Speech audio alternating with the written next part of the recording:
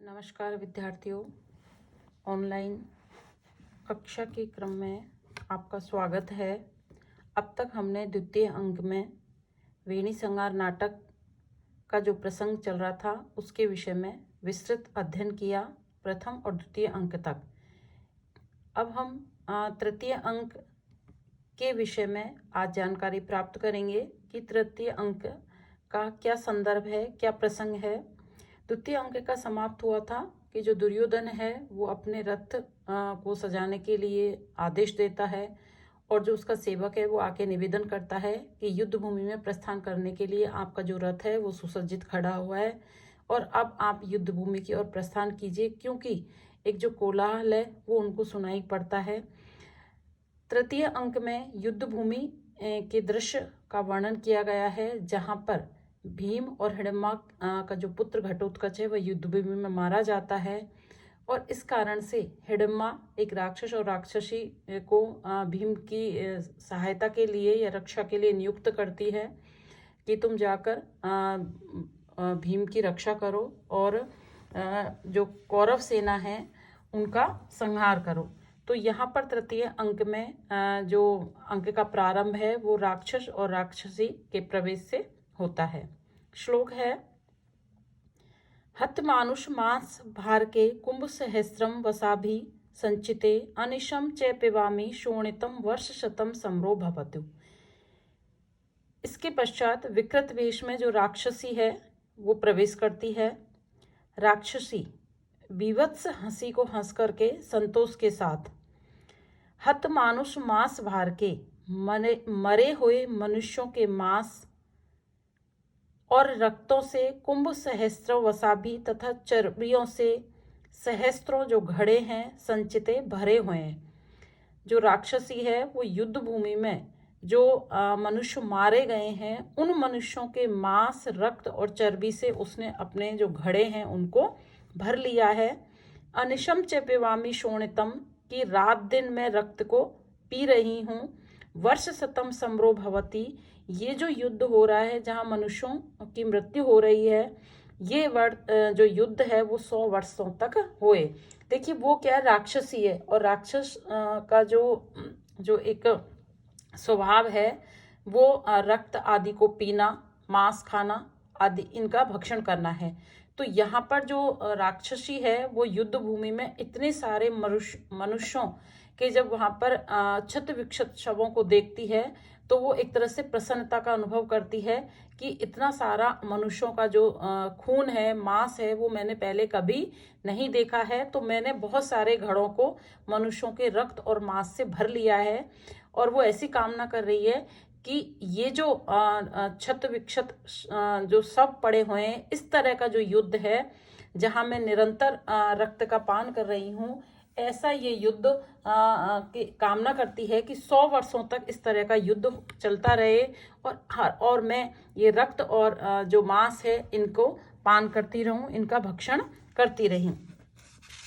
आगे है, इस श्लोक से ये सूचित होता है कि जयद्रथ का जिस दिन वध हुआ था उस दिन युद्ध भूमि में भीषण संग्राम हुआ था और उस संग्राम में बहुत सारे जो मनुष्य हैं उन्होंने अपने प्राण गंवा दिए थे, वो मृत्यु को प्राप्त हो गए थे।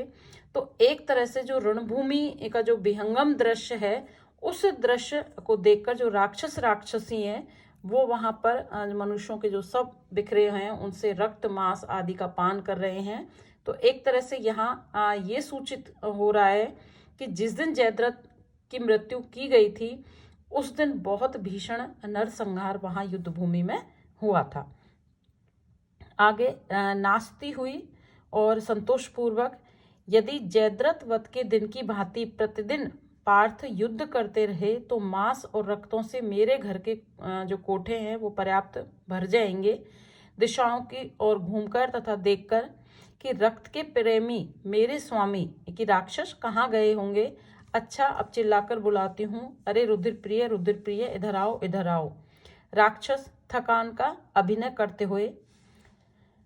श्लोक है, प्रत्येक गृहतानां मासम यद उष्णम रुधिरम च लभ्येत तद एष मम परिश्रमे क्षण मात्र में लघु नश्येत। जो राक्षस है वो थकान का अनुभव करते हैं। और श्लोक है इस संदर्भ में, प्रत्यग्रहता कि शीघ्र ही मारे गए मनुष्यों के मांस यद उष्णम और गर्म रक्त च लभ्येत यदि मुझे मिल जाए, तद एष मम परिश्रम है, तो जो मेरी ये थकान है, जो आलस है, जो मेरे अंगों में शिथिलता है, क्षण मात्र में लघु नश्यते, वह क्षण मात्र में ही दूर हो जाएगी या नष्ट हो जाएगी। देखिए राक्षस क्या कह रहा है कि प्रत्येक रहता नाम मास यद उष्णम रुधिरम च लभ्ये, कि युद्ध भूमि में जो नरसंहार हुआ है, ऐसे मनुष्यों का गर्म रक्त और मांस यदि मुझे पीने को और खाने को मिल जाए, तो मेरे अंगों में जो शिथिलता आ रही है वो क्षण भर में ही दूर हो सकती है। इस प्रकार से यहाँ जो राक्षस है वो थकान का अनुभव करते हुए जो मनुष्य है उनके रक्तपान की इच्छा को व्यक्त करता है।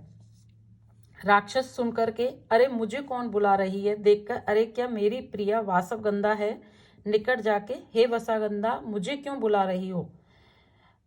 श्लोक है आगे, यहाँ पर राक्षस और राक्षसनी उन दोनों का आपस का संवाद चल रहा है। जो लास्ट दिन जो रणभूमि में युद्ध हुआ था और वहाँ जो नरसंहार हुआ था उसके विषय में। रुधिर आसव पान मत्तिके रणहिंड स्खलत गात्र के शब्दायसे कस्मान मा प्रिय पुरुष सहस्रम हतम श्रूयते। रुधिर आसव पान मत्तिके, कि रक्त रूपी मदिरा का पान करने से मदमस्त, रणहिंड स्खलत गात्र के, और ऐसी रणभूमि में विचरण करने से, जहाँ पर नरसंहार हुआ है, ऐसी रणभूमि में विचरण करने से जिसके अंग शिथिल हो गए हैं। शब्दाय से कस्मान प्रिय, हे प्रिय, हे वासवगंधे, कस्मान शब्दाय से मुझे क्यों बुला रही हो, पुरुष सहस्रम हतम श्रूयते, सुना गया है कि युद्ध भूमि में हजारों मनुष्य मारे गए हैं। यहाँ पर जो वासवगंधा है वो राक्षस को ढूंढती है और उसे आवाज देती है, तो उसकी आवाज को सुनकर के जो राक्षस है वो क्या कह रहे हैं कि रुधिर वासव पान मत्तिके, कि रक्त रूपी मदिरा का पान करने से तुम मतवाली हो गई हो, मदमस्त हो गई हो, और रणहिंड स्खलत गात्र के, कि रणभूमि में विचरण करने के कारण तुम्हारे जो अंग हैं वो शिथिल हो गए हैं, थक गई हो तुम। हे प्रिय, हे प्रियतमा, कस माम शब्दाय से मुझे क्यों पुकार रही हो या बुला रही हो। पुरुष सहस्रम हतः श्रूयते, सुना गया है कि कल जो युद्ध हुआ था वहाँ रणभूमि में हजारों मनुष्य मारे गए हैं। यहाँ पर एक तरह से जो पुरुष सहस्र है, इस शब्द से सूचित होता है कि युद्ध क्षेत्र में सैकड़ों मनुष्य मारे गए हैं, अतः वहां मांस आदि के भक्षण के लिए हम राक्षसों को शीघ्र ही पहुंचना चाहिए। इस प्रकार से यहाँ रूपक अलंकार का प्रयोग किया गया है। आगे है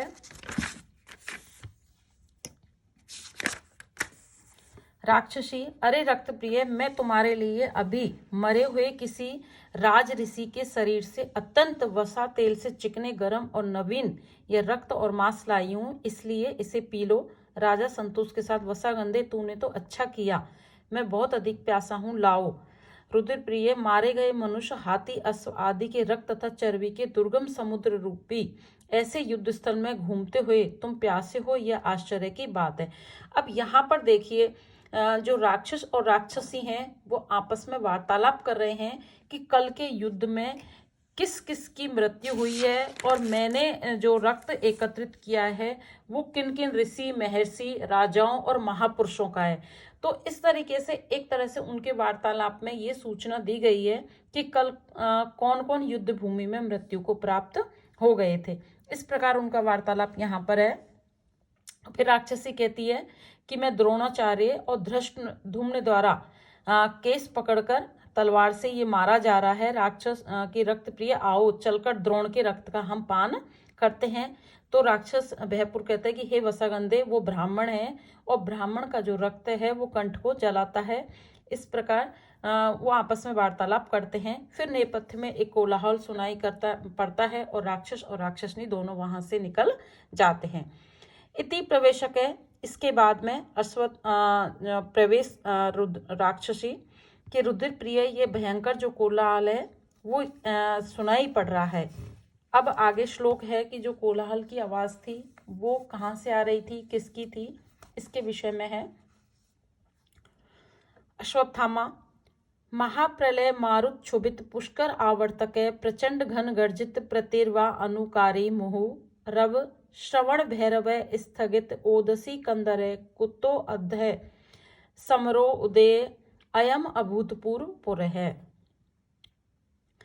अध आज, पुरे सामने, कि आज मेरे सामने महाप्रलय मारुत क्षुभित, कि महान प्रलयकाली वायु के द्वारा क्षुभित प्रेरित पुष्कर और आवर्तक जो पर्वत हैं उनके समान प्रचंड घन गर्जित प्रति व अनुकारणी पुष्कर और आवर्तक नामक मेघों के समान गंभीर गर्जन की ध्वनि का अनुसरण करने वाली स्थगित ओदसी कंदरे पृथ्वी तथा आकाश की जो गुफाएं हैं उनको भी व्याप्त कर लेने वाली या ढक देने वाला समर उद्भूतो अयम अभूतपूर्व रव है, युद्ध भूमि से उठता हुआ या युद्ध रूपी समुद्र से उठता हुआ श्रवण भैरव है, कानों के लिए भयंकर ये जो शब्द है। कुतो मुह पुर है, बार बार कहाँ से आ रहा है। अब यहाँ पर देखिए क्या है कि जो अश्वत्थामा कह रहे हैं, अश्वत्थामा प्रवेश करते हैं और क्या कहते हैं कि आज मेरे समक्ष प्रलयकालीन वायु से संचारित कि जो तेज हवाएं मानो उसके द्वारा पुष्कर और आवर्तक ये दो मेघ हैं जो भयंकर गर्जना के साथ बरसते हैं, कि ऐसे पुष्कर और आवर्तक मेघों की गर्जना के समान भयंकर प्रतिध्वनि का अनुसरण करने वाला तथा पृथ्वी और आकाश के अंतराल को ढक देने वाला कानों के लिए भयंकर यह अद्वितीय जो शब्द है युद्ध रूपी सागर से उठता हुआ बार बार कहाँ हो रहा है या बार बार हो रहा है। यहाँ पर देखो दो अंकों के बीच में प्रथम और अंतिम अंकों के बीच में एक जो प्रसंग है उसके को जोड़ने के लिए इस तरह से कोई किसी भी बात को आधार बनाकर प्रसंग को आगे बढ़ाया जाता है कि बीती और आगे आने वाली जो घटनाएं हैं उनकी सूचना इस प्रकार से दी जाती है।